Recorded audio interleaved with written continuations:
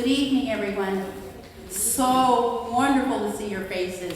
I am the Reverend Betsy Ivy. I'm one of the canons for the Episcopal Diocese of Pennsylvania, and I am so blessed to be part of the team that works with the wonderful and fantastic and marvelous leadership of the Church of the Crucifixion with Mother Jessie. And we are here tonight as the Friends of the Crucifixion, which is a group that has come together to make sure that this place in this neighborhood continues to give us the history that founded it, and also its living history through the ministry that happens here now with Mother Jessie and the ministry that she has brought and is growing in this place. The current ministry is a legacy of the Church of the Crucifixion. And we're so happy to be talking about one of the members of this community, OV Catto. This year is the 150th anniversary of his death, fighting for voting rights right around the corner at the voting place on South Street. And I think he lived right up the street, and he was a teacher at the Institute for Colored Youth. I forget the name of the current partner name for it, but that Institute for Colored Youth became Cheney University. And so we are here to honor OV this evening and his history, this church, and bringing it all together. Before we bring on our speaker, we're so happy to have as our speaker tonight, Mr. Dan Biddle, who co-authored the book with Taste of Freedom with Murray Dubin. I asked for your prayers for Mr. Dubin tonight. He had triple bypass surgery and was not able, of course, to be with us tonight. So let's keep him in his healing in your prayers. But before we bring on Art Sudler, who is one of the members of the board, and just before that, I would just like to thank all the members of the board of the Friends of Crucifixion who are here tonight. They are a great group of people and dedicated to the maintaining and restoring this wonderful place that we call the Church of the Crucifixion. Mother Jessie, would you come up and give us a prayer? Thank you.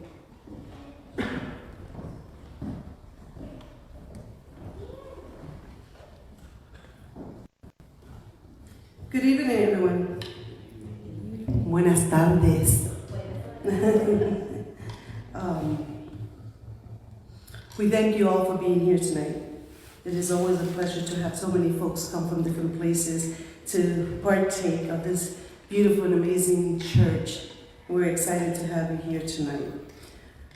But let us begin with a word of prayer. We can never forget the love of Christ in all of us. So we ask that we all join in prayer. Father, oh God, we just ask you in the name of Jesus, thanking you for another opportunity, for another day to come to you, oh Father, to bless this community, to continue to show up as we have asked, oh Father. Thank you for the wonderful things that is happening at this church. We cannot do this unless you have called us to do this. We cannot come to you, oh Father, without asking for anything. And we ask you tonight, we're going to ask you for our brother Murray Dubin, Father. We ask you, oh Father, that you watch over him. We pray over his life at this very moment. Father, you know what he's going through and the pain that his family is going through. We ask you, oh Father, that you watch over the family and Murray Dubin, that he will come out healthy and that he will continue to just do the work that you have called upon him. We ask you for this church. We ask you for the Friends of the Crucifixion, on all those folks that come into these doors every day. We ask you to continue to bless them. Bless this ministry, bless this church, bless the folks, bless our families and our friends, and bless those that have not been able to come here tonight. Well, we bless each and every one of them. In Jesus' mighty name we pray. Amen. Amen.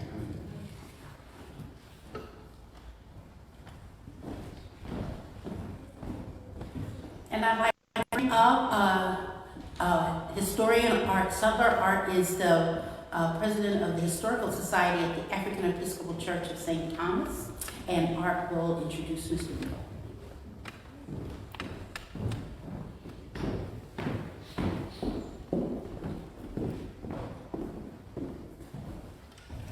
Thank you, Mother Jessie, Canon Betsy. I'd like to start with a short introduction of both Murray Dubin and Dan Biddle. Murray Dubin in absentia. Murray, for 34 years, worked at the Philadelphia Inquirer. He graduated from Temple University. He looked back over his long and productive newspaper career. He felt that during his time, he was in the right place at the right time to make a difference. When I asked what it was that drew him to journalism, he said it was one of his teachers at Temple University. I don't know if there are any teachers, educators in the community, but that is the kind of impact, obviously, that educators have on their students. He wrote about neighborhoods. Even after he stopped writing, he would go around the city and he would see a story and think about, how would I write about that story if I was still writing for the Inquirer? I'm going to leave it to Dan to decide whether or not he's going to tell you the story about how the two of them decided to write this book about Octavius and Catto together. But this wasn't Murray's first book. He also wrote the official book of volleyball, a sports instructional book, and a book that we have a couple of copies for on sale tonight, South Philadelphia, Mummers, Memories, and the Melrose Diner, a book about the neighborhood he grew up in, one of the oldest residential mixed race big city communities in the nation. And his colleagues asked him about his time after leaving the Inquirer. And he reflected that, in addition to having been lucky to be at the right place at the right time, he felt that he had to salute serendipity and to hope it continues. And in alignment with Mother Jessie's prayer tonight, we hope that is indeed the case. Dan Biddle was in journalism for over 40 years as a BA from the University of Michigan. He worked for the Plain Dealer, and he was a Neiman Fellow at Harvard University.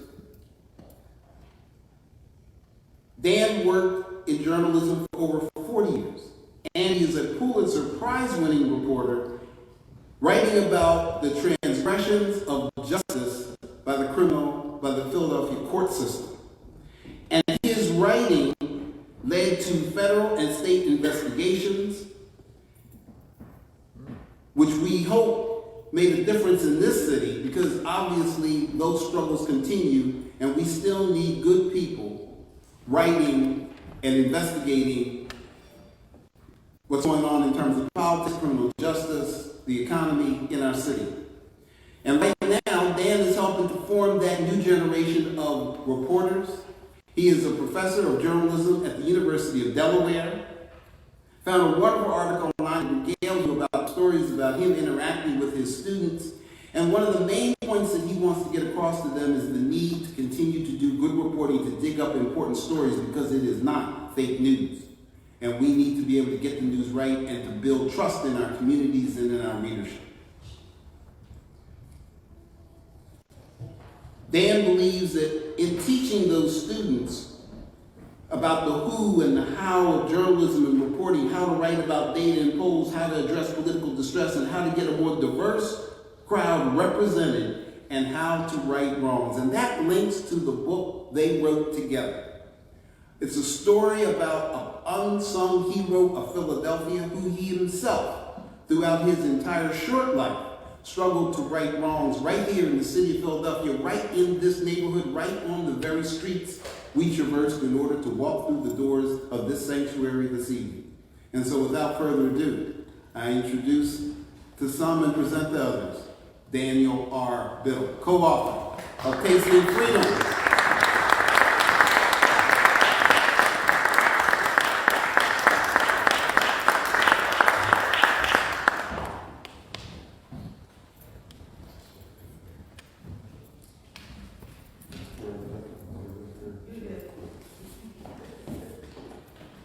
Heard of these stories before.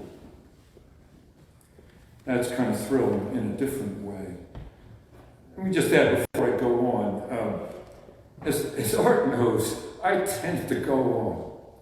And I want to leave time at the end. Murray and I learned over time the best part of these readings is always the Q&A at the end.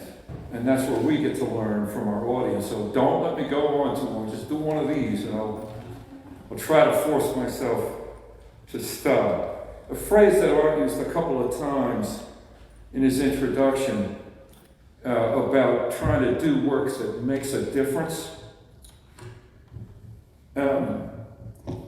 As Murray likes to say, and again, thanks so much for the prayer for him. He's going in for that surgery tomorrow morning. And I look forward to sharing with him that you did that. Both of us being career newspaper guys, journalists, as Murray likes to say when we do this, we have this weird way of walking through life. A little different from normal people, where if we're walking down the street or in a new group of people, visiting someplace new, reading or hearing someplace new, we kind of go, is that a story?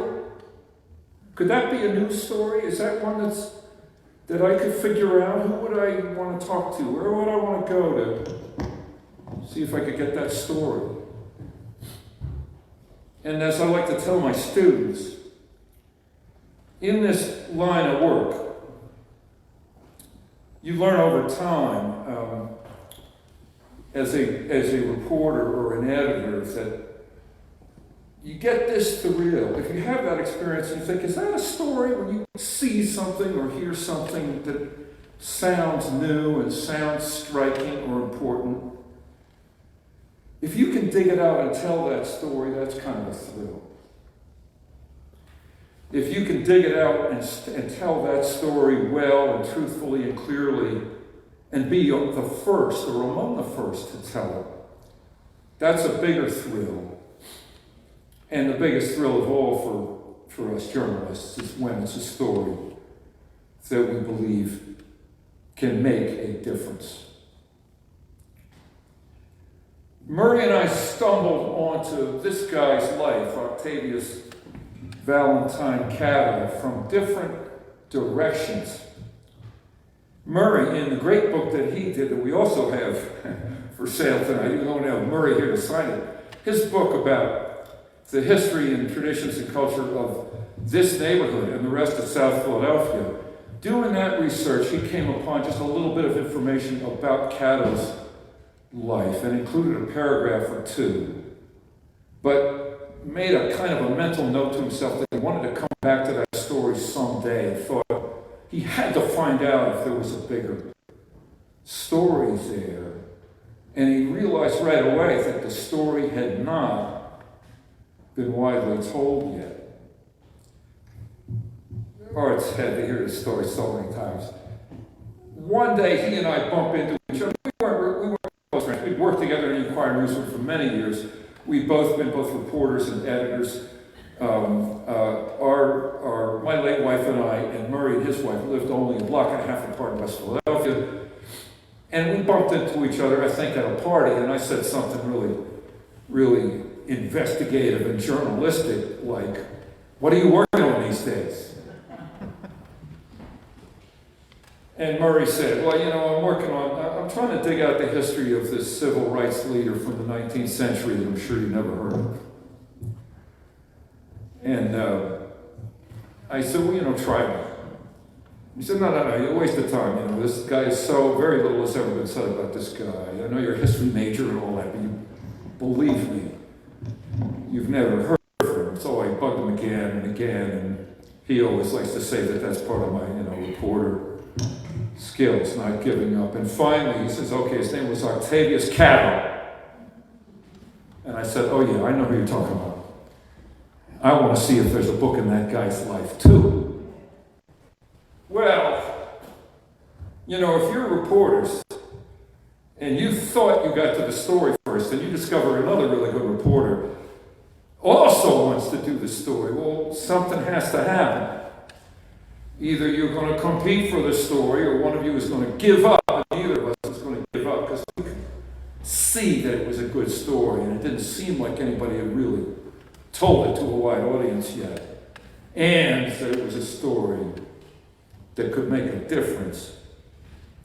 Neither of us were backing down. And Murray always says it was like a duel for a few minutes, except we didn't have, revolvers. We had computer mice.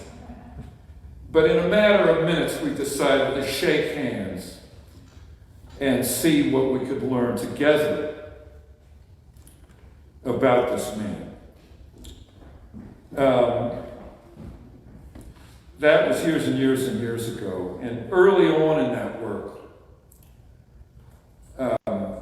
it was really when Google was first coming into success. At the end of our workdays, the Inquirer, I would get on Google and try to Google Octavius Catto's name every which way and quickly discover that as vast a resource as Google is, there's very little out there published in the popular domain about this man.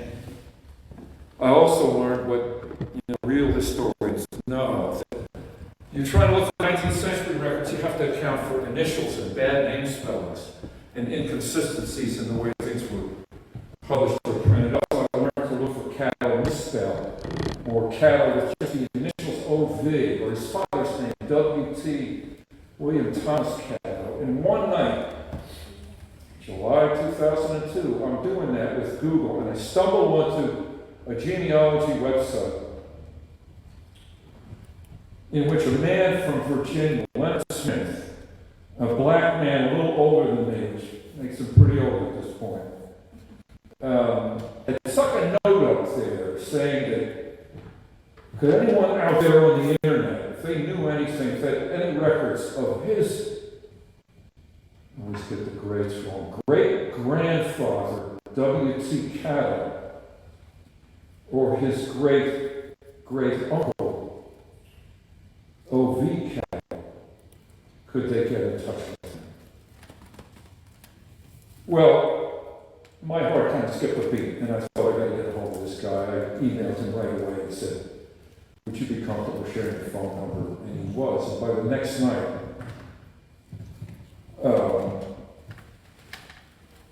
for all the distance between us geographically, and he's, a black man, a hospital administrator in Virginia, and I'm this newspaper guy in Philadelphia. By the end of the first phone call, we're talking like old friends.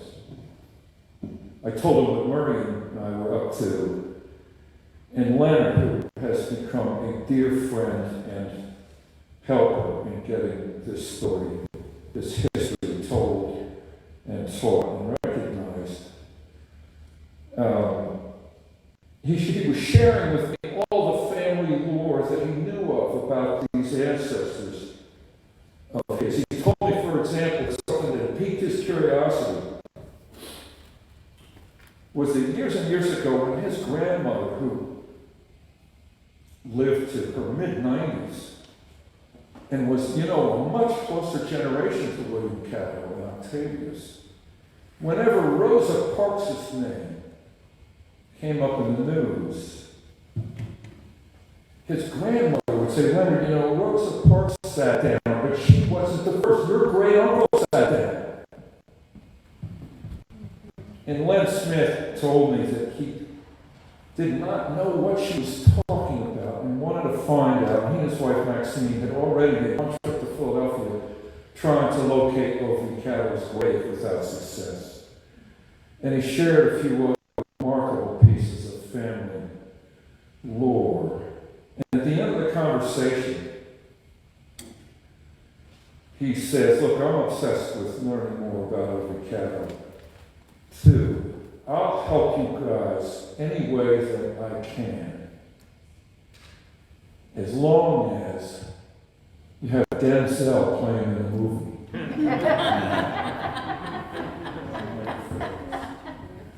Well, that was about 2002 or 2003 when Denzel Washington, the great actor, was young enough to play this guy in the movie.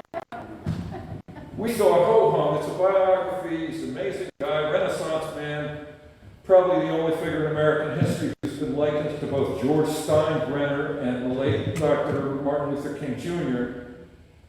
Might take us a year. That's our losses for leaves of absence. A year, we said. It took us 7 years. And when Murray shares the podium with me, I always look over at him. And if you can imagine the handsome, strapping figure of Murray Dubin, and I'd say, that's because one of us is a very slow writer. And Murray cracks up on cue, and I explain that I am the very slow writer. But that wasn't the only reason it took that long. The other reason lay in something that Len Smith told us during our first sit-down lunch meeting with him at a Thai place in Alexandria, Virginia, when Len said, look, you have to remember, don't make too much of this man, OV Catto. There were 100 OV Cattos. We thought he was being humble because it was his own family's ancestor. Len was right. And it took us some years of research to understand that. And those words came to ring so true to Murray and me that we made that the name of our introduction chapter, 100 OV Cattos. What he meant, and what all the records show, is that Catto, as I think all of you know, but a lot of Americans don't, was part of a tide of men and women of color and a few tough white allies who fought battles that remind us so much of the modern civil rights struggle, who fought to integrate streetcars in this city in the 1860s, who fought for the right to worship freely, the right to walk the streets or assemble freely. What's the big deal, right? We learned in our research, though, that if you were a Philadelphian of color and you wanted to mark the 4th of July, it still astounds me. You dare not do so at Independence Hall, in that great square just south of the hall, just north of St. Thomas Church in those days. You dare not join that celebration if you were a family of color, unless you wanted to put up with insults, being chased by boys and men, having rotten fruit thrown at you. That was the 4th of July for Philadelphians of color in the free North. They fought battles also for the right to learn and to teach. When we started into this, again, I thought, big deal. Doesn't everyone believe in teaching and learning? Why wouldn't that have been true in 1830 and 40 and 50? I was wrong. We all base our actions in life a little bit on where we came from, what we experienced when we were quite young. Well, William Catto, Octavius' father, nearly as great a civil rights figure in his day as his son, grew up in Charleston, South Carolina, as a free person of color in that capital of the slave system.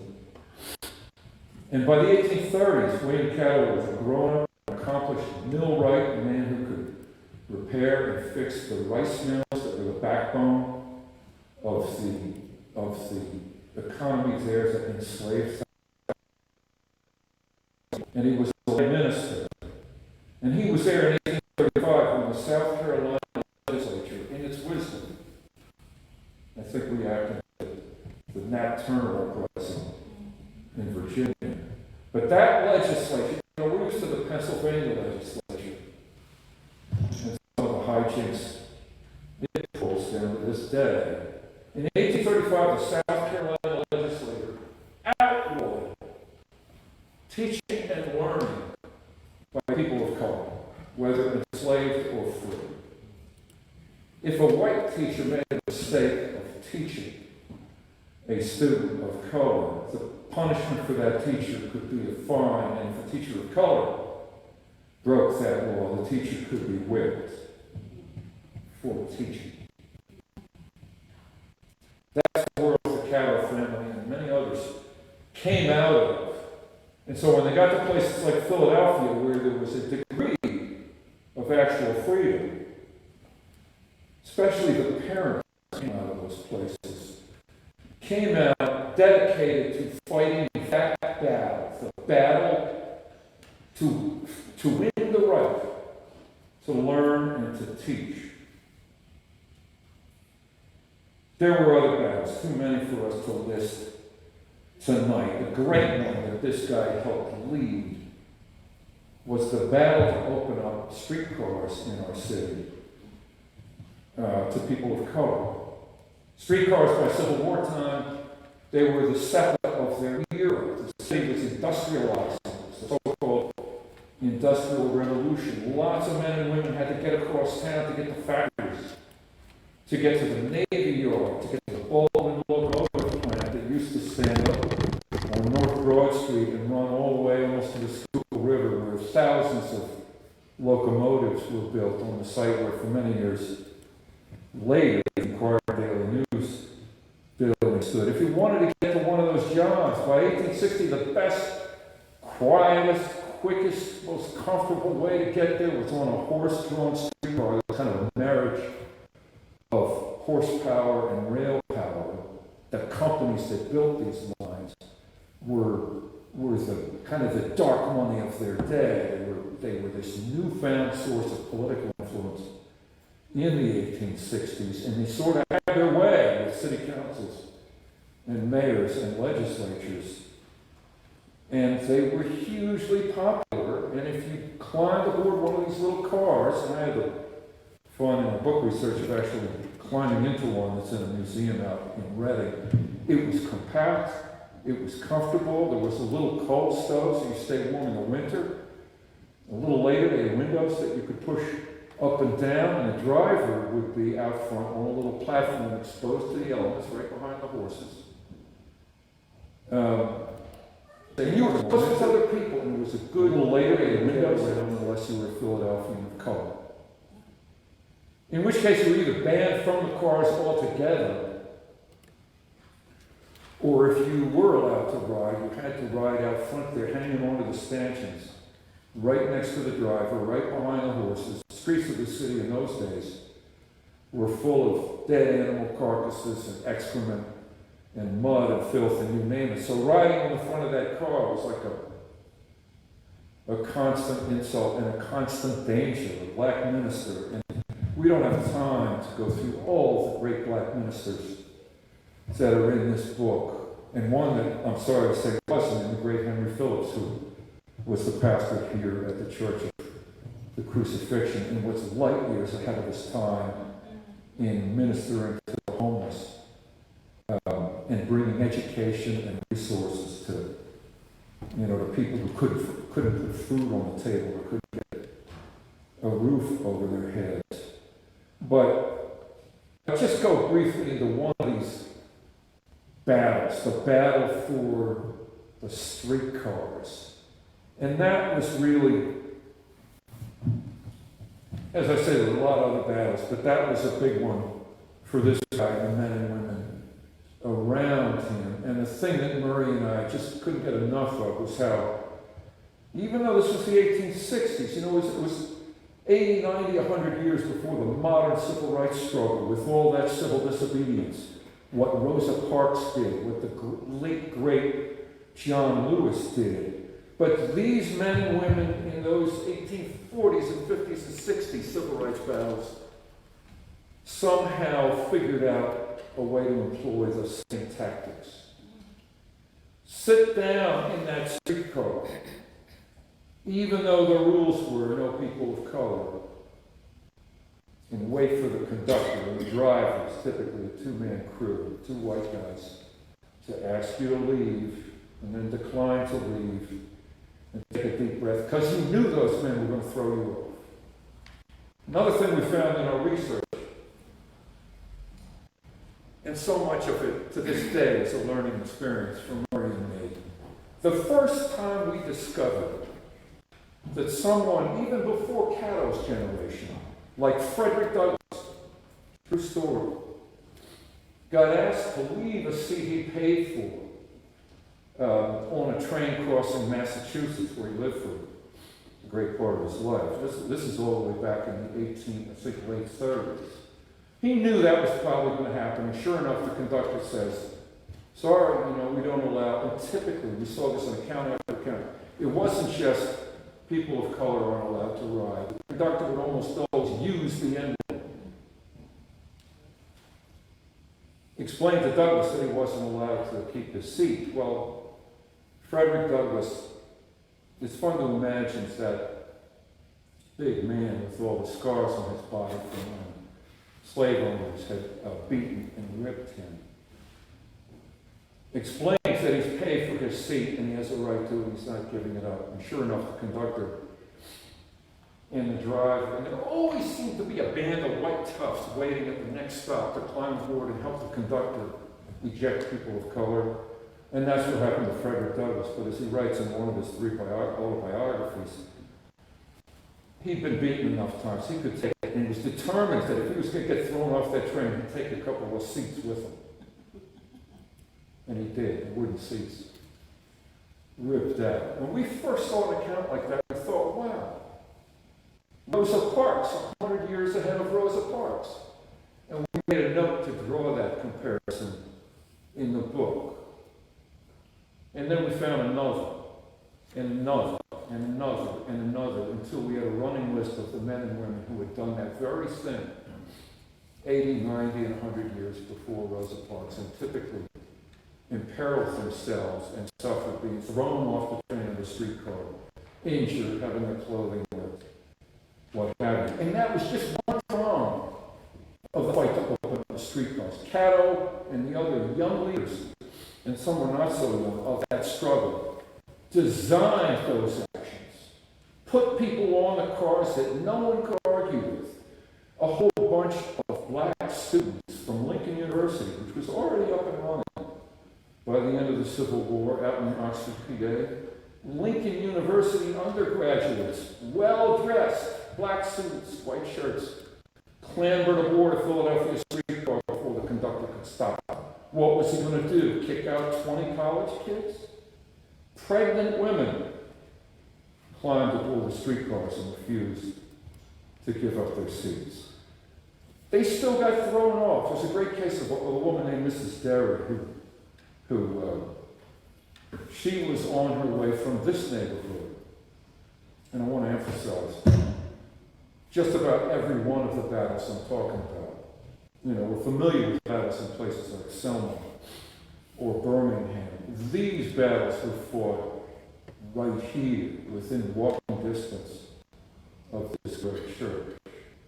Mrs. Derry, whose first name unfortunately lost to history, nighttime, late in the Civil War, by the time Lincoln had seen the light and allowed black men to enlist and help the Union win the war, Mrs. Derry's on her way to a hospital to help take care of sick and wounded colored soldiers.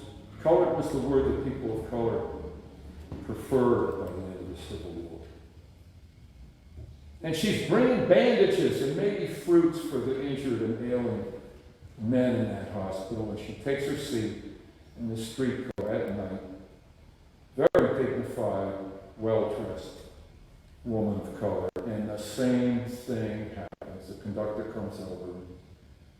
We imagine him wearily saying, miss, I understand, but the rules are the rules. We don't allow N-words to ride. Try to imagine the bravery of that woman. She knows what's coming. And she declines to leave the streetcar that night and hangs onto her seat when the conductor pulls over, brings a couple of young white toughs aboard, and they pick her up bodily out of her street. They rip her clothing and heave her out into the street at night. Well,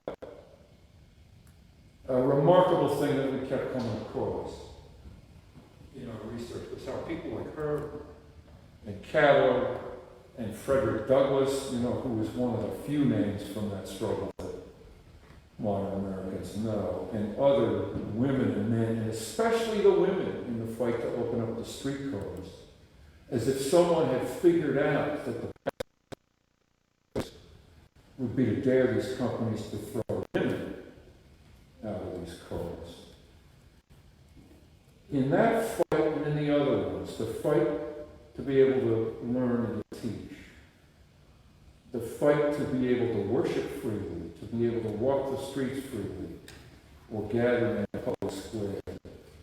In every one of those battles, and so many of them, again, walking distance from where we are, the people who marched or met or rallied or climbed aboard those cars came back with their heads bloodied or their bones broken or their churches burned, common tactic against the equal rights and anti-slavery movement of those days. Burn a black church, sack a black school. Imagine that, people who organized around the idea of destroying a church or a school. They come back from those events injured, humiliated, covered with garbage that white mobs had thrown at them, bones broken, heads bloody, but like their modern counterparts, the Freedom Riders of the 60s and the brave women of Montgomery who boycotted the bus system, like those people, this earlier civil rights generation, went back for more. And you know, it's the 1840s, 50s, 60s. They're not winning a lot of these battles. But they won some of them. They won the battle to integrate the streetcars. And yet, present company, I think, accepted. Most Americans living today don't know their stories. So the point of this book that Marie and I wrote is to change that. I'm going on longer than I planned. I want to give you one taste of one. I'll give you two battlefields that were walking distance from where we are tonight. I think Ken and Ivy mentioned several of the events that happened right near here. And I'm going to just read you our preface. It's called October 10th, 1871. Anybody been to the Catto statue that I'm proud to say now stands out there? Great. If you haven't gone yet,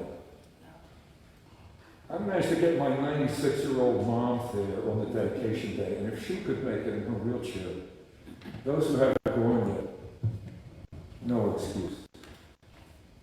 When you look right at that statue, you see that the figure of Octavius Catto is so well brought to life by this great sculptor, Brandon Cadet. He's striding towards something with his arms out. The thing he's striding toward, it looks like a silver sphere. It is a silver rendering of an 1871 American ballot box. He's striding toward the ballot box. The inscription below that box says simply, on the front, facing South Broad Street, October 10th, 1871. Same name, same words as the name of this press. Okay. The young white man had the number 27 tattooed on his hand and a bandage around his head when he began shooting at a colored man named John Fawcett. He missed. Fawcett, who was a hod carrier from the Philadelphia neighborhood of Frankfurt, ran up South Street to escape, block and a half from him. Joined by a crowd, the bandaged man chased him. Fawcett saw a cellar door open in the middle of the block. Before he could dive in, though, a white boy stuck a foot out and tripped him. Fawcett scrambled to his feet, and the bandaged man fired again. That same afternoon, about a mile away, another Negro, a school teacher with the Roman-sounding name of Octavius Valentine Catto, left the pawn shop on 3rd Street and began walking home. People on the street, and I mean right here where he lived, knew who he was. an orator who had shared stages with Frederick Douglass, a second baseman on the city's best black baseball team, a teacher at a black school of national renown. That was the Institute for Colored Youth, a block west of us here. Now the building is all condominiums that we could probably buy for $2 million. But back then, that school was as good as any college. And that's where he taught. He was also an activist who had fought in the state capitol and on the streets for equal rights. He was 32. It was Election Day, 1871, in the busy South Street area, the institutional and emotional heart of the black community had been rocked by violence since the night before. Was it all the squires doing? White policemen and other Democrats who answered to him were attacking black voters, and scores had gone to the hospital. Catto had sent his pupils home early. Rather than going directly to his boarding house, he chose the safer route up Lombard to 9th Street, near his fiancee's home, and then down to South. He lived at 814 South, a block from him. Catto walked with an assured, athletic gait, as if his right to the pavement were guaranteed, which it was, but only lately. Memories of slavery haunted every colored home. Generations of men and women had risked their lives to claim the simplest of rights, to learn in the schoolhouse, serve in the army, ride the railways, cast a ballot. Now those rights were being tested. Catto turned onto South Street at the moment when, in W.E.B. Du Bois' words, what an honor to quote Du Bois in all ways. In W.E.B. Du Bois' words, it was just when Americans of color, quote, were tasting freedom. Unquote. As Catto walked east, the bandage man was looking for more Negroes to hurt, more Negroes who would not be able to vote that day. He passed Catto nonchalantly, but once he was 5 steps beyond, the bandage man turned and crouched.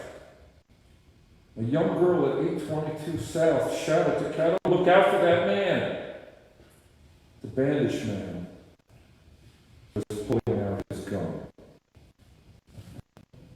Do we have time for one more excerpt, or do we need to get to the Q&A?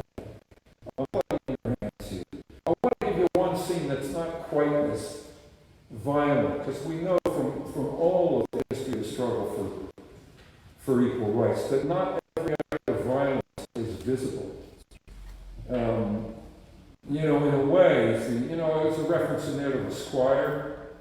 The squire was the nickname of William Mcmullen, who was the most powerful Democrat in Philadelphia from about 1860 to 1900. He was the boss. His power was respected around the country. He was a major force in national elections. He was a violent man, often known to carry a knife. He was incredibly popular with his Irish constituency. He was Irish Catholic himself. And it was he who set in motion. It wasn't poor whites.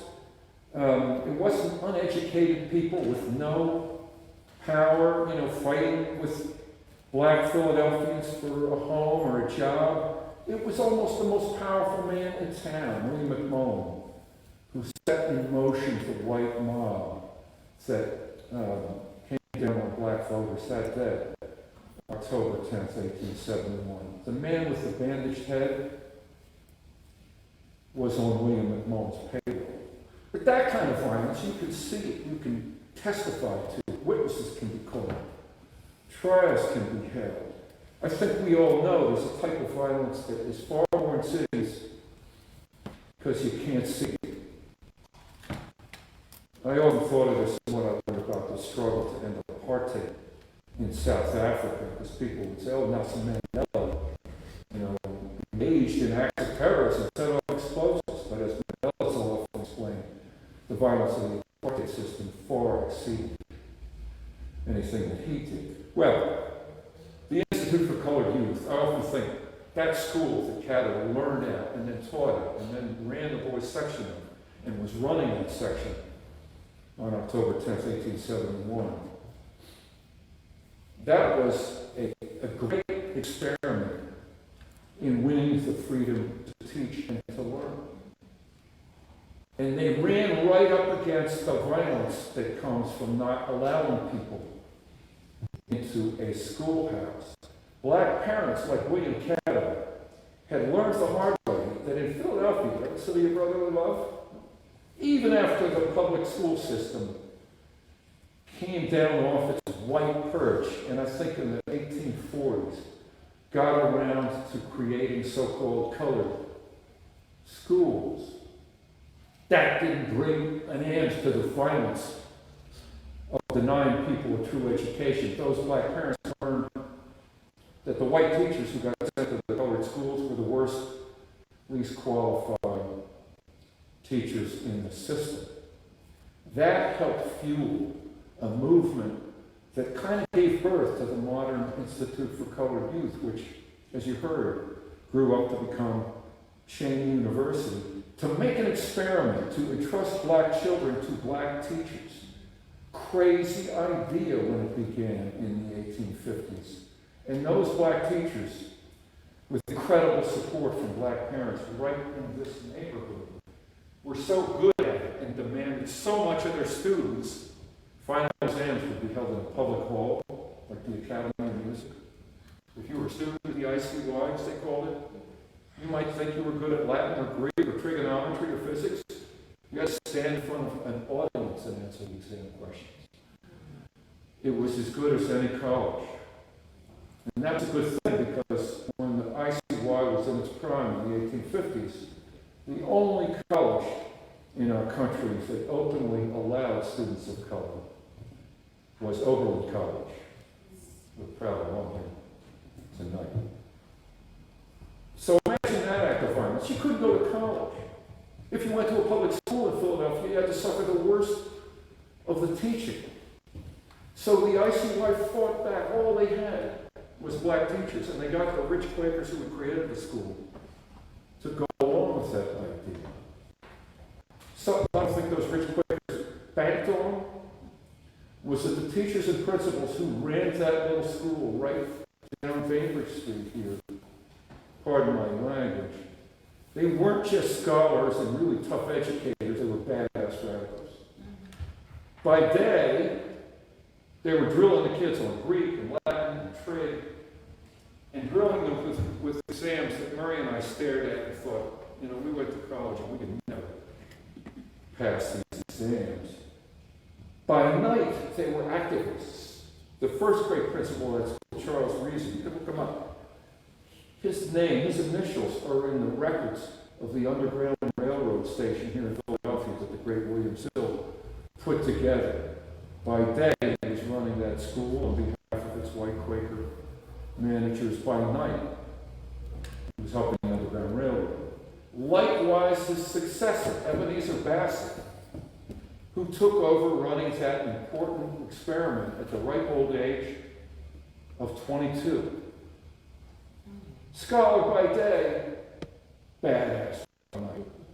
The fight to open up the streetcars featured Ebenezer Bassett on the front lines, along with Octavius Catto and all those other brave men and women. I have to mention a minister that was also on those front lines, because he was the pastor of the African Episcopal Church of St. Thomas in those days. There's been some writing about how St. Thomas in the early 1800s was the church of the better off class of people of color in Philadelphia, and that it didn't want to dirty its hands with politics and the struggle to end slavery and bring about equal rights.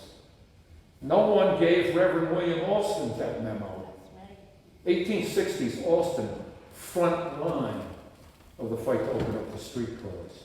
When his child, his young boy, got sick and they had to rush him home, Alston, I think, made a point, knowing what would happen. I just can't imagine the bravery of these men and women.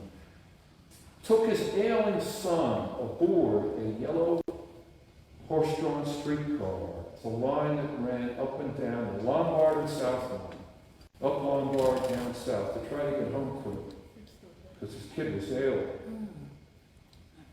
He's wearing his clerical collar, nonetheless confronted by a conductor who explains, nothing personal, but we don't allow N-words to a minister. The minister points out that it's a streetcar with empty seats. There's almost no one else aboard. Who is he going to offend? And of course he gets thrown out by several accounts. He gets bodily ejected, along with his son. Well, as so many people in that struggle did, he wasn't just going to stop there. He went back for more. The only reason we know of that episode is that Alston, like the other men and women in that fight, realized the power of the press in those days and wrote a letter to the editor of the local papers and got that episode published.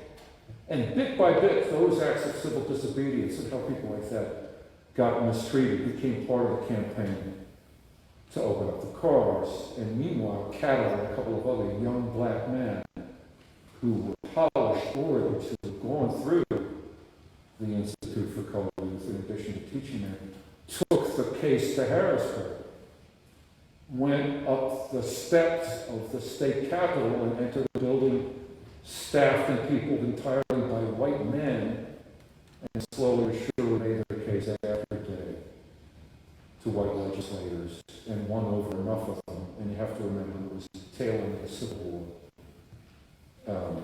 Reconstruction was starting. The tide, the rising tide of equal rights was cresting. Persuaded enough Republican legislators, even though black men didn't have the vote yet, and of course women didn't get the vote until many years later. Catto and others, and this runs through all the records, convinced the legislature that the vote was around the corner.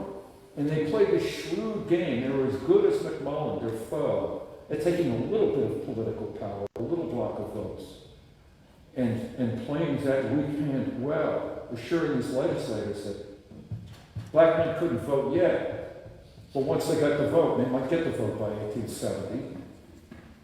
10,000 black voters in Philadelphia would turn out for Republicans who had helped them change the law. And by that two-pronged effort, they get the law changed. Well, they knew when they get the law changed, they get a Republican governor, John Deere, and you have to remember, it's a little different from the Republican Party now. It was the party of Lincoln. It was the party that credited itself with ending slavery, saving the Union. Lincoln, in his final speech, had opened the door to black voting rights. They get the Republican governor to sign that bill. But that's in Harrisburg. News moved slowly in 1867, third week of March. And all the men and women of that struggle knew from experience that the law meant little. You know, it was before we had this notion that federal courts and the U.S. Supreme Court, on a good day, could make sure that civil rights extended to everyone in the land. That wasn't the way it was in 1867. And black men and women in Philadelphia knew that whatever law was on the books meant little until they found out whether it was going to be enforced on the streets.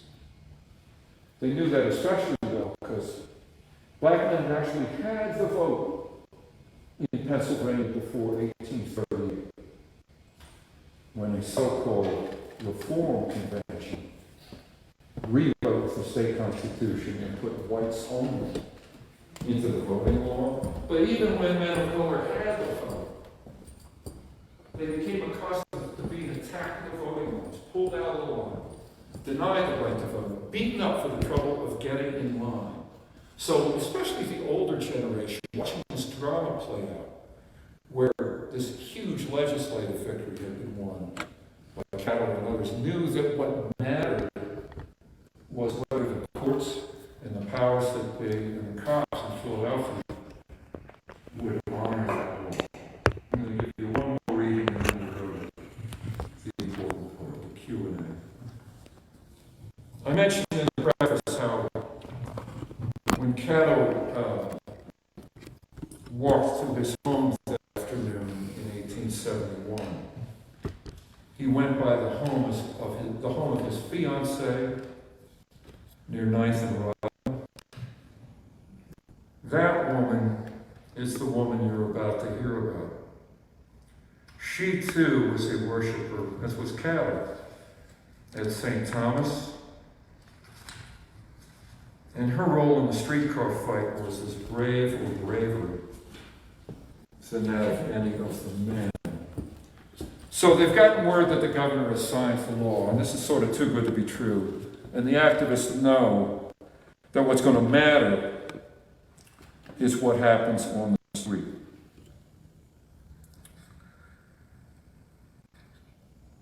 Someone respectable should test the law.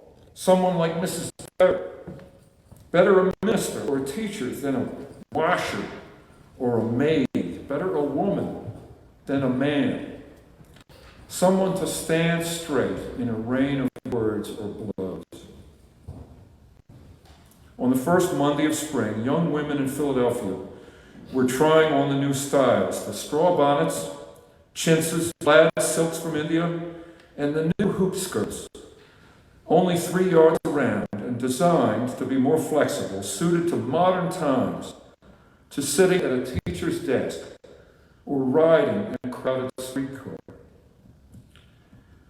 Under a cloudless noontime sky, the Ohio Street Colored School, that school was 4 blocks from here, the Ohio Street Colored School's young principal, Caroline Rebecca LeCount, and her assistant, walked to 11th and Lombard, where the 10th and 11th Street Railway, the streetcar line, ran. The assistant, Alice Gordon, another product of the Institute for Colored Youth, stood by as the principal flagged down the yellow car. Carrie LeCount, that's what LeCount went by in those days, Carrie, caught the attention of the conductor. Try to picture this. It's a March midday, 1867. These 2 school teachers, a principal and her assistant, well-dressed women of color, way out in plain sight, busy part of the day, busy intersection, 11th and Lombard. They get the conductor's attention. His name was Edwin F. Thompson. He was white, and he looked right back at LeCount. He sneered at her, as the newspaper put it, and kept the car moving. He uttered the same words heard by black war heroes, poets, colored soldiers and their loved ones. The minister, Alston, with his ailing boy, we don't allow N-words to ride.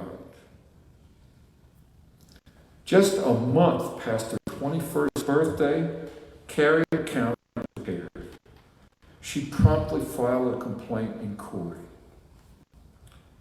That too was near here. In those days, all the courthouses in Philadelphia were in what we now call Independence Hall. And you got to try to put yourself in her shoes. She's walking into Independence Hall at a time when that building is staffed entirely and run entirely by white men. And any judge she'll appear before, he'll be a white man. And the bailiff will be a white man. And the police will be white men. And in those days, many of the police got their jobs through Squire Mcmullen, who was a violent racist. But LeCount was prepared.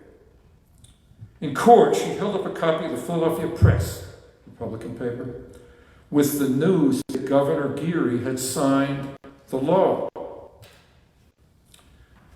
I know nothing of a new law, the magistrate said, and I do not trust that newspaper. LeCount knew what to do. She went directly to a state office and returned to the magistrate and presented to him a certified copy of the law. It's a 21-year-old woman of color standing in front of a white judge in a white-run courtroom and challenging that judge to read what she just brought in and change his decision.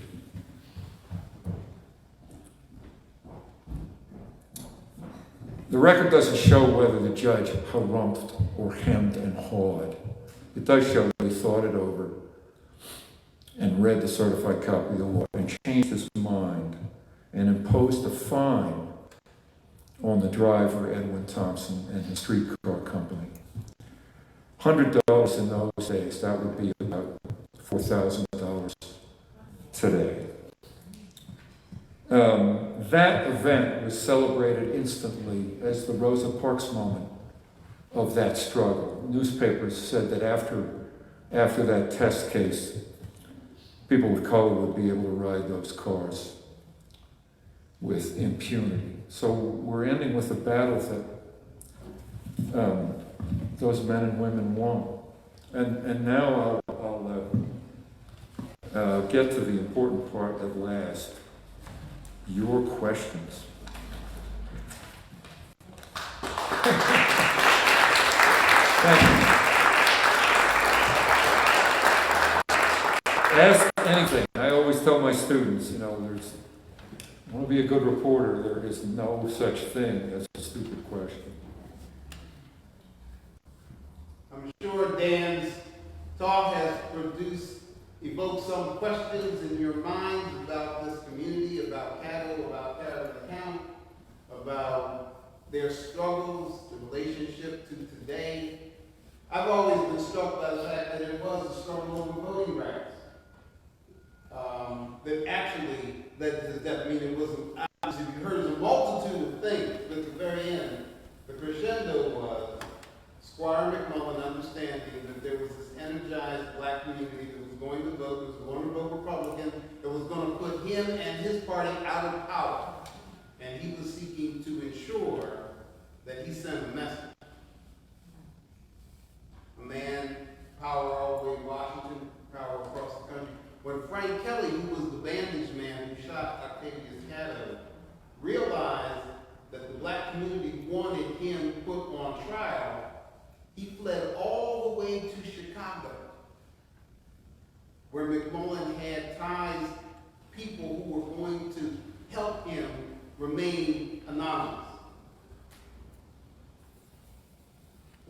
But the community found out where he was. And they sent a delegation that included the son of James Forten, the great abolitionist, William D. Forten, to go and identify him and bring him back. Well, good that did, because he was acquitted twice. And now we face our own struggles today around voting rights. More things change, more they seem to stay the same. So think of that question. I always go through this. I always tell my students, look, I'm shy. I have trouble blurting out a question that I think might make me sound stupid. Ask that question. It's bound to be a good one. Yes? Why do you think his story just sort of faded and we don't really, it's not part of the culture like it should be? Great question. Why isn't this story widely known and part of what's taught these days? I'm happy to say that, at least in this city, increasingly in the last 15 years, it is taught. There's been a whole important push within teachers, particularly curriculum leaders in the school district, to get this taught. And a lot of that teaching has sort of cued off the statute. It's a wonderful thing. Why it wasn't in the history books before? Murray and I always used to say, well, you don't know. Well, we learned a little bit more. A great historian of Reconstruction, by no means the only one, but Eric Foner, we got to have breakfast with him. In fact, a really exciting, one of the few people out there in academia who knew exactly who Catto was. Great thrill for us. We grabbed at the end of a reading he'd done at the Constitution Center. And we had a little magazine story about Catto. And said, oh, we want to do a book about this guy. Eric Foner himself points at Catto's picture and says, oh, great idea for a book. Foner argues with plenty of evidence that a conscious effort began at the end of Reconstruction, especially at the turn of the century into the early 20th century, to fill the history books up with what we would now call fake news. the film Birth of a Nation, great silent film, wonderfully made, great scenes of brave men in Klan outfits on horseback, riding to the rescue of white women who were being abused by lazy, corrupt, stupid black politicians. A lot of the teaching and learning about Reconstruction and this fight for rights in the early 20th century went like that. A lot of writing, as Warner likes to explain, in actual history books was all about forgiving the South, forgiving the Confederacy, putting up statues of all these slave-owning bastards who were traitors to the Union and had lost the Confederacy, acting like, it's all, you meant well, and it was just about tradition, it wasn't about slavery. All that seeped into history books. Again, a great thing is that now there's a tide of, I think, young teachers undoing that style of teaching. I still marvel at how a lot of the history books that have it, there's a big, fat Prentice Hall textbook that the Philadelphia School District has used that's full of these stories told poorly. Murray and I, during our research, I think it slowed us down. We keep coming across a life. Henry Highland Garnett. Quick show of hands. There's going to be on the exam. I teach now. Everybody know who Henry Highland Garnett was? Show of hands. All right, we have a few. It's good. Usually it's just Art Sutton. Garnett was just about Frederick Douglass's equal and rival in the fight to end slavery and bring about equal rights. An incredible character, an amputee, got around on one leg, called for a slave revolt as early as the 1840s, unheard of. First black person to be the chaplain in Congress. I had one trivia note about that. When Lincoln was killed, and there was lots of debate over whether Lincoln was really a friend and admirer of Frederick Douglass, whether his heart was in ending slavery or did he do it out of expediency. Did he evolve? Was he a changed man by the time he was killed? After his death, when Mayor Todd Lincoln had the awful task of deciding who would get Lincoln's most prized possessions, he had two walking sticks, and she sent one as a gift to Frederick Douglass and the other to Henry Highland Garnett, with a letter that said she wanted those men to have those things as a token of the high esteem and admiration in which her husband had held those two great radical black leaders of the 19th century. That's Garnett. And there's 90 other great twists and turns in his life, too long to go into. He and another great black educator of the 19th century, Alexander Cromwell, they tried to go to college in 1835 at a time when only Oberlin, I think even Oberlin had opened up by then, because the white abolitionists had started college in New Hampshire, came to college, you look it up, and announced he was going to allow black and white students. Crazy, radical idea. About as crazy as having black teachers at the ICY. The local leadership of that town in New Hampshire, mostly farmers, decided that having a black and white student body was not something they could tolerate because it would cause much trouble or disorder or chaos. A striking thing when you read these old accounts is how just about every time violence was committed on Americans of color or their allies, it was done in the name of law and order. The school opens, Garnett, a teenager, Alexander Cromwell, a teenager, they managed to get there by riding on the outside of stagecoaches and putting up with worse Jim Crow than you could imagine. But they get there, they enroll, they're ready to go to school. This farmer coalition from the town says, no blacks, or we're going to have to close you down. The people who are in the school refused. So the farmers, imagine this, there's a great lithograph for this. They hitched together 50 teams of oxen on their yokes and formed with a great big chain and proceed to hook up to the main school building and pull it down through school. So Murray and I went, well, how come there isn't a movie about Henry Highland Garnett? How come his life story isn't taught in school? The kids would go wild. They could write the screenplay. Or Robert Smalls, this incredible man who was Catt's contemporary growing up in South Carolina, but was enslaved. But slave owners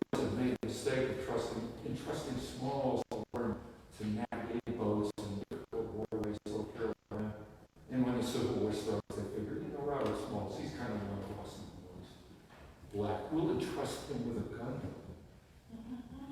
Big mistake.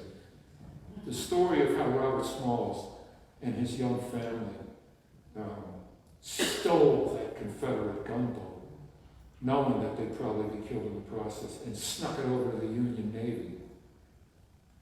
It's got to be a movie, and isn't it? I mean, all that stuff to me is wonderfully teachable, and so many of the stories involve people in their 20s or teens fighting on the front lines of civil rights and anti-slavery struggles. And it's like if you're, I mean, there's this popular word now, agency, that you want a young person, a teenager, to grow up with a sense of agency, that the systemic racism that they may confront is something that they can take on and oppose and take steps against.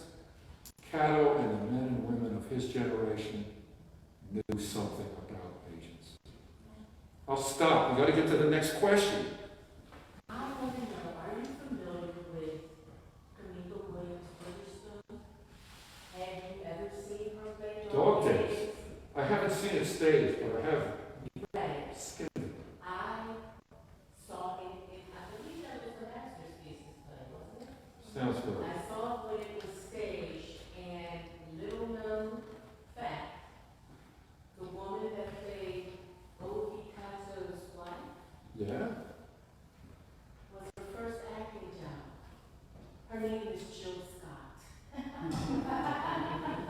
You always learn from our lives. Thank you. That's a great fact. And I always say, because Jill is a graduate of the school that I went to, that if I ever see her, I still have a playbill, and I'm going to ask her to sign. That's great. That's great. Maybe I'll sign a copy of this book and you can pass it along to her. Anyway. And if you're interested in a book that talks about that history Dan was just talking about in terms of how we remember the Civil War, David White's Race and Reunion, the Civil War in American History, where he talks about how the reconciliationist vision won out over the emancipationist vision, and thereafter became the story of why we downplay slavery in order that the white South and the white North can come together and forget the horrors of the Civil War. The other book is Revolutions and Reconstructions, co-edited by David Waldstrecker, who used to teach at Temple, who's now at City University of New York. He and Van Goss co-edited this fabulous compilation of presentations from their two-day conference. And in their introduction, they go through the Dunning School that downplayed enslavement as a central part of the formation of the nation. And all of the historians from the 1920s who have been pushing back against his school and trying in different ways to bring forward a new history, which has now created its own reaction by people who don't want that history out. Yes. I wonder how much because this is amazing, it's amazing to me how brave they were prior to the end of enslavement. You know, I mean, because violence is part of their lives. So you know they can be killed at any time. Anytime you want to watch one of these movies prior to the end of enslavement, you know, anybody of color in this movie is going to die. And nobody's going to say anything. But I wonder how much they were affected by what was happening in Europe. You know, there was this revolution around 1848, first started at Yes. France, wound its way. I wonder how much of that fervor Great question. got picked up and emboldened them in terms of making the world just change. That's a great question. Trying to think of which chapter we kind of touch on that. That fervor coming out of Europe does catch on over here. Douglas and Garnett write about it, and there's a rally in Independence Square, south of Independence Hall in 1848, that is kind of, what's the right word for it? Sympathizers with all those revolutions in the capital of Europe are rallying against the flags. It's such a great image. The flags of 4 or 5 different nations are being and a black guy who's part of the equal rights anti-slavery movement here. He was not a big figure at that time. Mifflin Gibbs, in his memoir, brother of a great pastor, something Gibbs, we'll come back to him.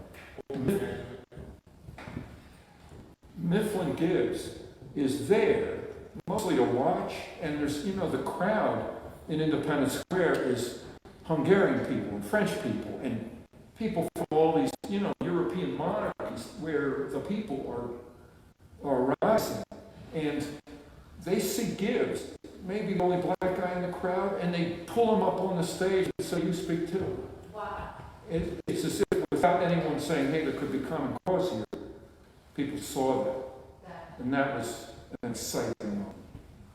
Another, there's so many layers of this still to be learned about. Lots of the black leadership here went to Europe kind of in frustration when faced with really violent racism here. We haven't talked about the great Sarah Lemont, who allied Douglas and all, a great speaker, took the anti-slavery speaker circuit in Britain, raised money there, gave up on becoming a doctor in the United States.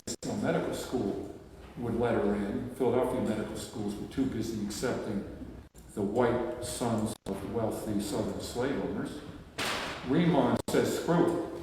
They will let me go to medical school in Italy. That's where I'll go." She lived out her life winning a medical degree in Florence, married an Italian guy, and lived out her life there. Douglas went over there to visit with her when they were both about my age.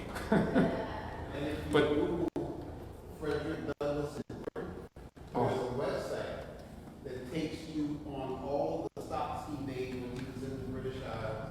And Dr. Hannah Rose Murray, who operates the website, you can actually sign up for a virtual tour that she gives of all of the sites.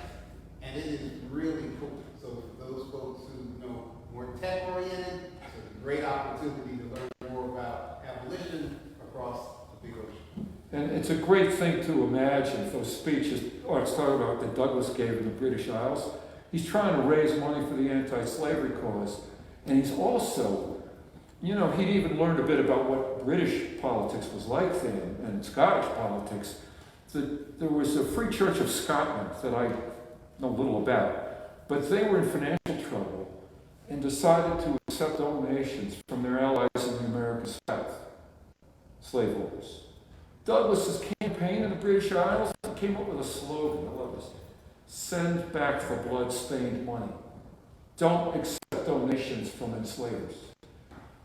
Did it catch on? There's a great earlier biography of Douglas that says he was such a hit over there in Dublin and Glasgow and Edinburgh and London and whatnot, that by the end of his tour, Irish or Scottish kids were running up to him in the street shouting, "Send back the blood-stained money." True story. There's also, I'll stop. The great Irish nationalist leader, Daniel O'Connell, who died as the famine was reaching its peak, and thousands of Irish were trying to get over here to survive it. When O'Connell was old, but still kind of in his heyday, his brother or his son runs a rally in Dublin that Douglas, on his British tour, attends. So he's in the audience, but he's already a bit of a rock star. His autobiography has become a bestseller on both sides of the Atlantic. O'Connell's brother and the other Irish nationalist speakers on the platform in this jam-packed hall in Dublin, 20,000 plus people, they see Douglas out there with one of his British Isles abolition friends and wave him on up to the stage. And Douglas is like, no, and they practically drag him onto the stage. And this is like a familiar tool in Frederick Douglass's toolbox. He'd say, well, I don't have any prepared. And then he would talk for an hour and a half and everybody spelled out. But when he introduced him, I just love this, and you can see I'm saving you $20. When he gets introduced, the guy who introduces gets this, handsome black man who's wanted as an escaped slave back in the States, gets him up on the stage and says to this standing room only Irish audience, "I give you the Black O'Connell of the United States." Crowd goes wild. For about an hour there, you could imagine an alliance between suffering Irish and suffering Americans of color. About an hour before Mcmullen. More in the back. In your research while you were doing the book, was there anything in particular that gave you a pause for thought or some really big thing? Well, that's a good question. Pause, David, me or Murray, pause for thought about what's going on. We discovered to our, historians know this. It's strange, I don't know all that much about slavery, but from what little we came across trying to build this story, I think we still don't know the worst of it. I think that the degree of sex crimes by white slave owners against girls and women of color was a crime rate to the extent of which we barely scratched the surface. A great little fact in a book that a guy did about all the slave owner wealth that lived in Philadelphia. Families that had so many big houses on one stretch of Spruce Street that it was known as Carolina Row. These were Carolina slaveholder families who didn't like to put up full of hot weather down there in the summer, so they bring their high society families to Philadelphia. And they put their sons in Philadelphia's medical schools. Sons of slave owners, right? This guy that did the research, I forget his name, found a letter where a young white guy still down south writes to his buddy who's in one of the medical schools up here. And I'm pardon my language, but I'm paraphrasing a little. He writes, he says, "So how are you like screwing white kids?" Because that guy had been able to take advantage of black kids and women. And it was such a commonplace thing that guy wrote it like, "Oh, gee, change the pace. You have to screw some white kids." I don't think we know half the extent of that crime. A great educator here in town, Yassin Muhammad, who has revolutionized a lot of the curriculum around getting this stuff taught, told me his theory based on research is that the actual experiences of people who were enslaved, we might know 0.1% of that.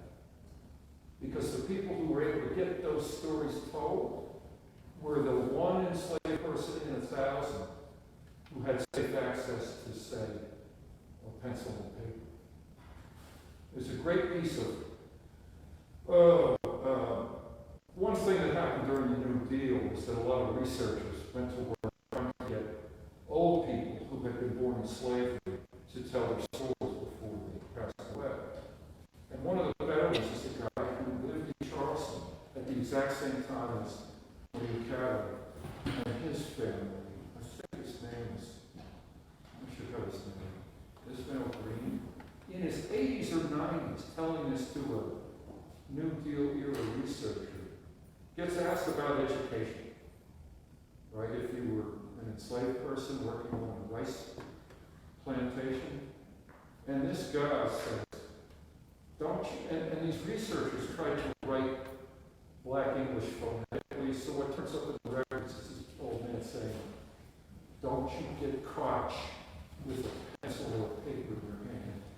That would be as bad as killing your master overseas. That was the extent to which our country in so many states criminalized learning. I mean, there were other things. There were black slave owners in Charleston. The patriarch of Catto's grandmother's family, Richard DeReef, was a man who thought, what a story that guy was.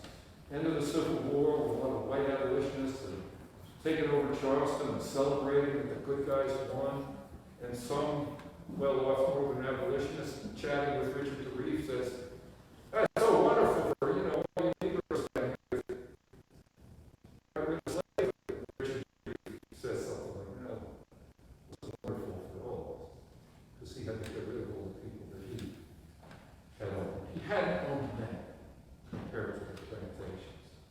probably didn't buy the South the way white owners did, but to find that out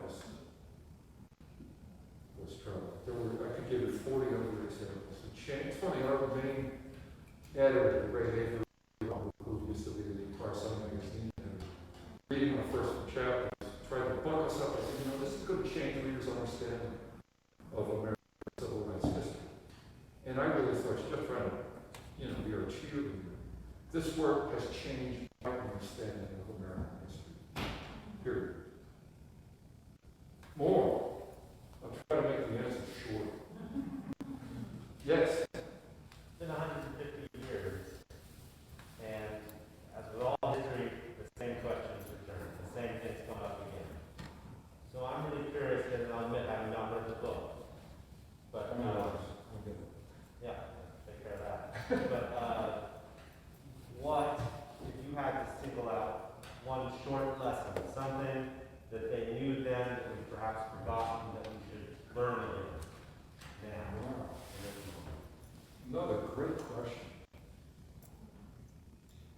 Off the top of my head, it's an education issue. That for generations, black teaching and learning was at best frowned upon and had to be done in secret or by the worst teachers, and at worst, criminalized. And that the civic leadership of this country, people like John C. Calhoun in the 1830s supposedly said, well, if I see one Negro, if I can meet one Negro who could tell me about Cicero or Virgil or recite Latin verb, then maybe I'd start thinking about citizenship. Those words became the battle cry of black intellectuals for the next 70 years. Alexander Cromwell, in his old age, about 1920, spoke about how here you're seeing Calhoun said that it was like Murray and I kept telling each other it's like you're a football fan and a player of another team says, oh, we're going to beat these clowns.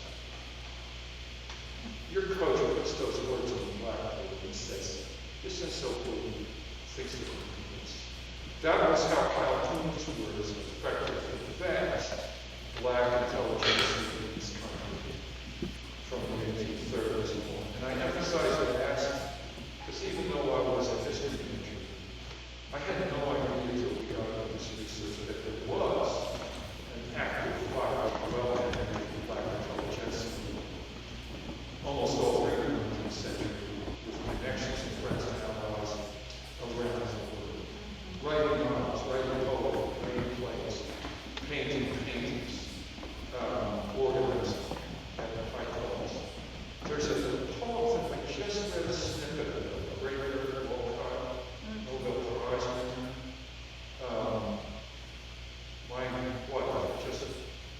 Just got back. My wife's working on this. And Walcott's poem is really the voice of a man who's escaped slavery, sort of transcends into generations. But he says something about how having been stripped of all these resources, teaching, learning, well, being able to be in a public place, being able to worship, even go to an army, or a gallows, being safe from the police or the slave owners, or the kidnappers who stole all the street people talk about Cattle's land, stole on the streets of Charleston. Walcott, we have no nation but our imagination. All those members of the black intelligence working with tiny resources, writing in near darkness if I can, put together novels, poems, paintings, all that stuff for decades. How is that disappeared from history books? It's incredible. More. Got to be the question. One thing we think is going to sound really stupid. Every one of these questions is going to be great. Yes.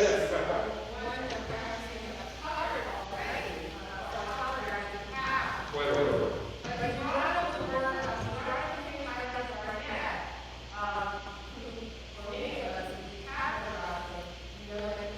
Comments off the market.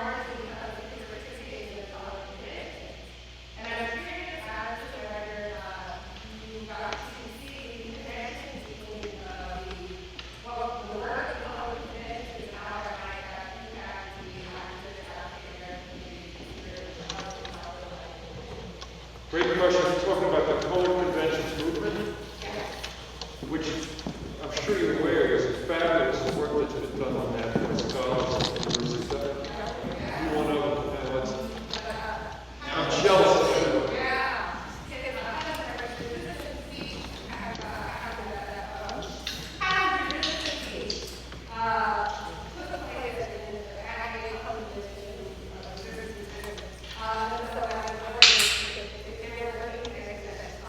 Yes, the conventions movement. Lots of people in our school go to those conventions and participate. We could go on for a couple of hours. Those conventions are remarkable. I mean, they were in, I think Syracuse, Rochester, Pittsburgh, Chicago, Philadelphia, Washington was one of them, Harrisburg, and I'm just giving you a snippet of a great catalog. This is so cool. He and his fiancée, Carolyn McMullen, was the Rosencrantz of the streetcar fighting way out there, but still teaching and speaking in the early 20th century. He, in his career, assured she, right to the end of her career, were advocating for black teachers, for black students.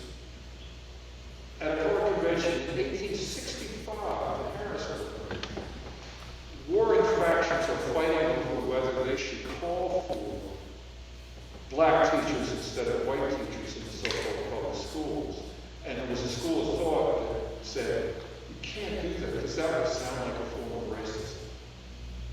The other school was, come on, all of us parents know that the white teachers are the worst. They send the worst teachers to teach our kids.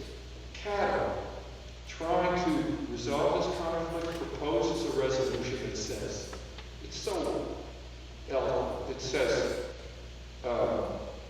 due to circumstances outside the classroom, if two candidates for a teaching post in one of the black schools have equal qualifications, the job should go to the black teacher because that teacher will bring an experience from outside the classroom that a white teacher can't teach. It was as if he figured out something like affirmative action 100 years ahead of his time. That was a cool moment in that convention. You shouldn't have gotten started by the convention. Great. If I could jump into just a minute, so it also then ties into your question, another answer that Dan might have given, or Murray and you here. Intergenerational relationships. So in Catto's first year on St. Thomas's vestry, 1867, he served with a man named Alfred Cassie. In 1871, he was assassinated. Again, Alfred Cassie serving on the vestry with him. In those days, the vestry lecture was every year. Alfred Cassie was a third-generation colored convention activist. His father, Joseph Cassie, he and his wife, Amy Matilda Williams Cassie, and later her mom, have a state historical marker on 4th Street at Chestnut because of all the work they did funding education, particularly for African American women here in the city. He was a perfumer, and he was extraordinarily wealthy. He put a lot of money into real estate, was a working relationship with James Horton, and he also was a member of St. Thomas. Amy Matilda Williams Cassie is the daughter of Peter Williams Cassie Jr., the second black priest in the Episcopal Church. Peter Williams is an activist from New York in the Colored Convention. His son-in-law, Joseph Cassie, is an activist in the Colored Convention who represented Pennsylvania. Two of his sons, Alfred and also Peter Williams Cassie, become active, and Peter Williams Cassie is representing California. So not only are they a three-generational family of activists, it's also 3 different states. So I have to believe that not only were they discussing church business, but Catto was the kind of person who was listening to his elders, like Alfred S. Cassie, and taking notes and learning from their prior experiences. And I'm sure they were taking him under their wing because in order for him to be as young as he was and to have been elected, he was elected in 67, he lost the election in 68, and he was re-elected in 69, 70, and in 71, each time by a wider margin of victory. That congregation